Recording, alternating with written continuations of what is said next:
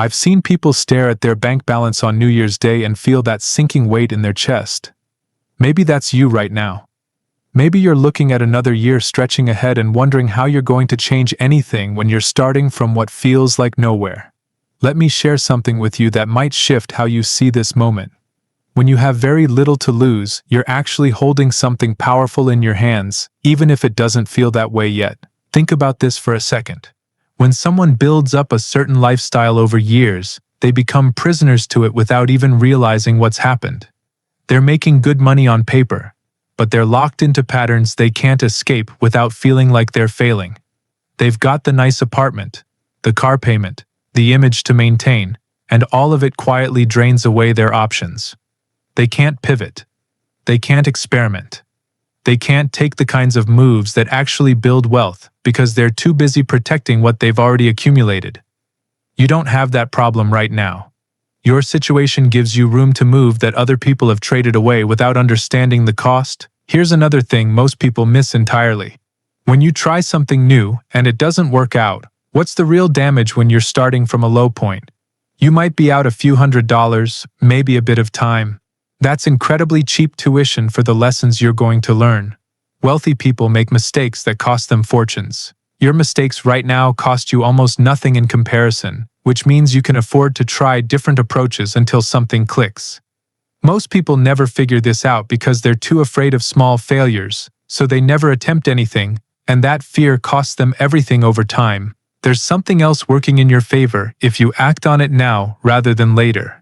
Every year you spend without building good financial habits, you're not just staying still, you're actually moving backward because poor patterns compound the same way wealth compounds. The longer you wait, the deeper the hole gets. But if you interrupt that pattern right now, at the beginning of this year, you can reverse the direction entirely. The math of compound growth works both ways, and right now you have the chance to flip which side you're on. Here's what I need you to understand though. Having advantages doesn't mean anything unless you actually use them. Most people who feel stuck right now will feel exactly the same way 12 months from now. They'll make promises to themselves in January, break them by mid-month, and spend the rest of the year blaming circumstances, the economy, their job, their bad luck, whatever feels convenient. None of that changes anything.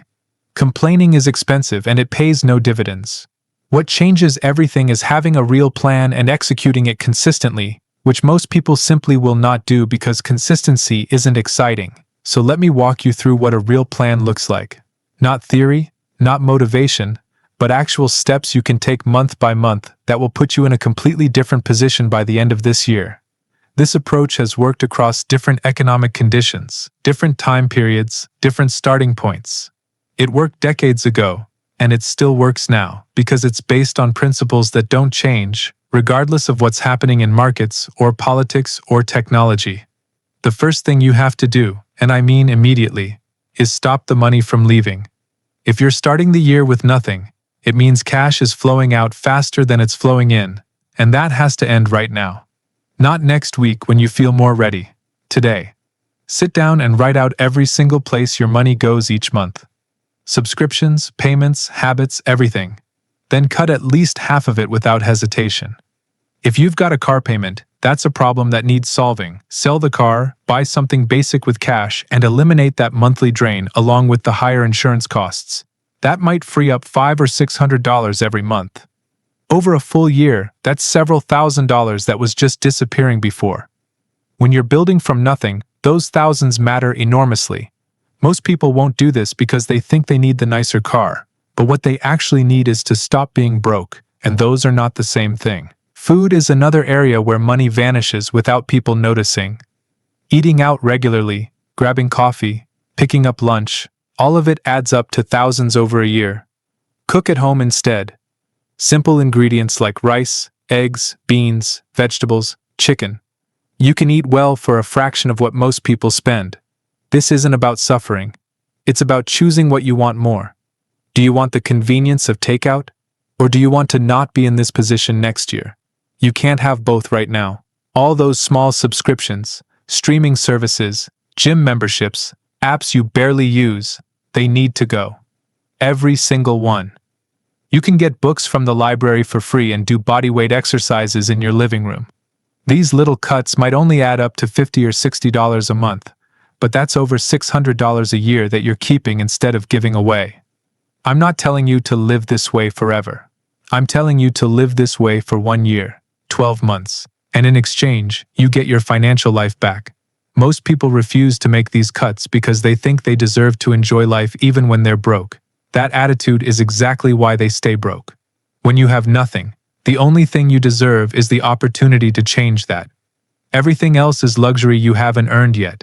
I know that sounds harsh, but pretending otherwise doesn't help you. Once you've stopped the bleeding, your focus for the next 2 months needs to be singular. Earn more money than you've ever earned before.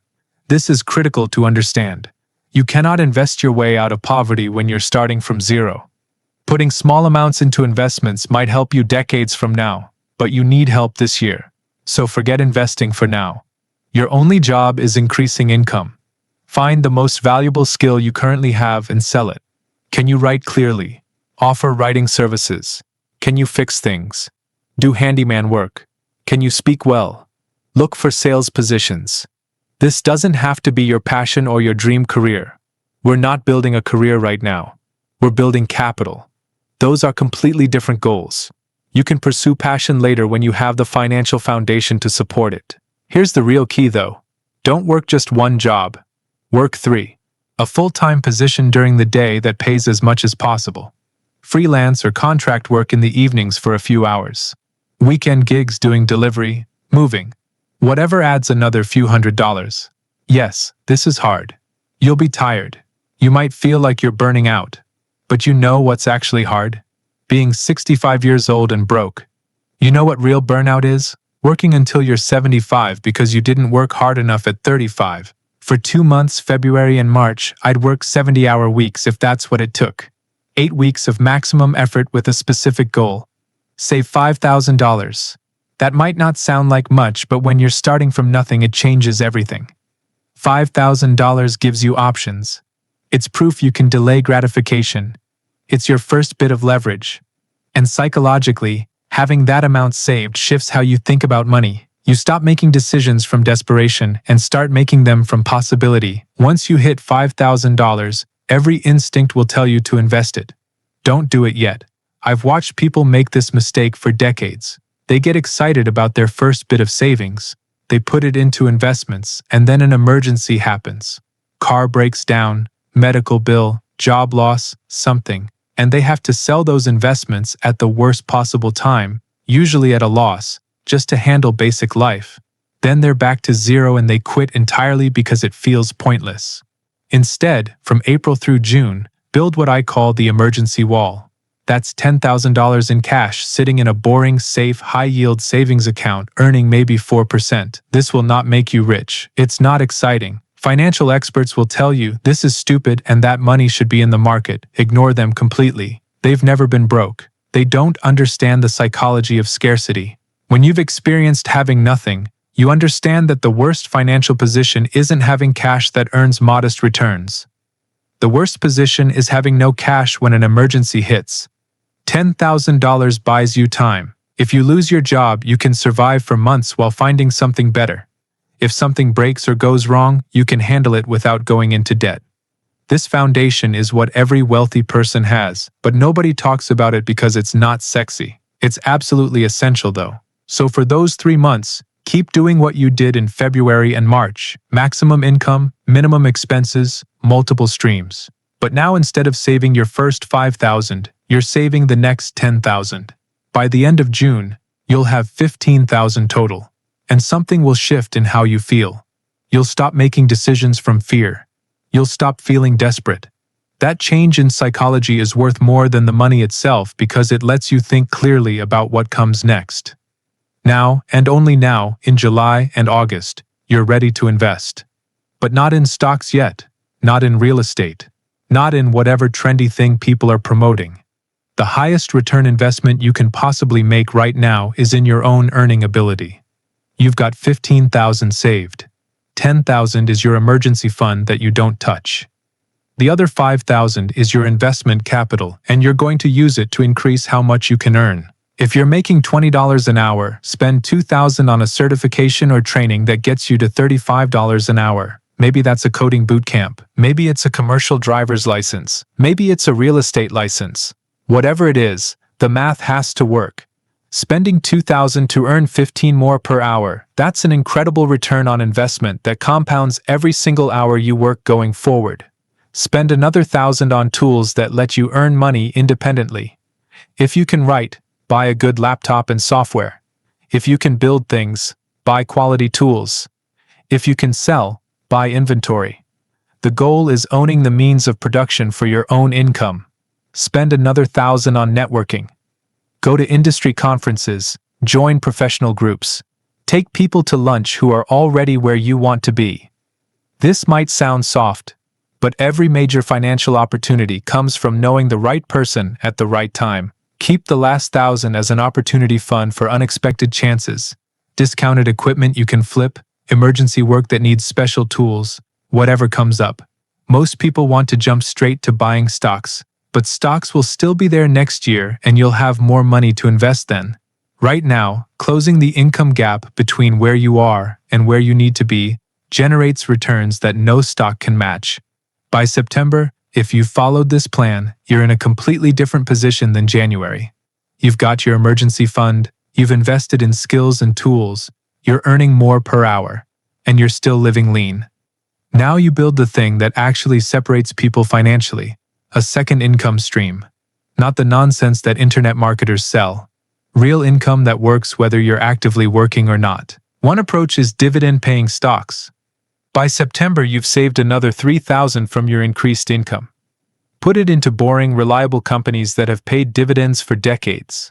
Companies that make soap, toothpaste, insurance. Nothing exciting. At 4% yield, $3,000 generates $120 a year. That's $10 a month. Sounds like nothing, right? But that $10, you didn't have to work for it. And next month you add more. Month after that, more. By December that 10 becomes 40. By next year it becomes 200 monthly. In 5 years, if you keep feeding it, it becomes $2,000 a month. That's how it builds. Another approach is saving toward a rental property down payment. If you've saved aggressively by September, you might have your emergency fund plus another $5,000. That's $20,000 total. With certain loan programs, you can put a small percentage down on a duplex in a working-class area. Live in one unit, rent the other. The rent from the tenant covers most of your mortgage. You're building equity and getting housing nearly free. In 10 years, you own an asset worth hundreds of thousands. November is where most people break. You've been grinding for 10 months, living lean, working multiple streams, and the holidays are coming. This is the discipline test. People tell themselves they've been so good all year, they deserve to treat themselves. They blow thousands on gifts and travel and new things because they earned it. Then January comes and they're back where they started. I've watched this pattern destroy financial progress for decades. November and December wreck more plans than any other months because people confuse earning money with having money. Just because you earned $60,000 this year doesn't mean you have $60,000. If you spent $58,000, you have $2,000.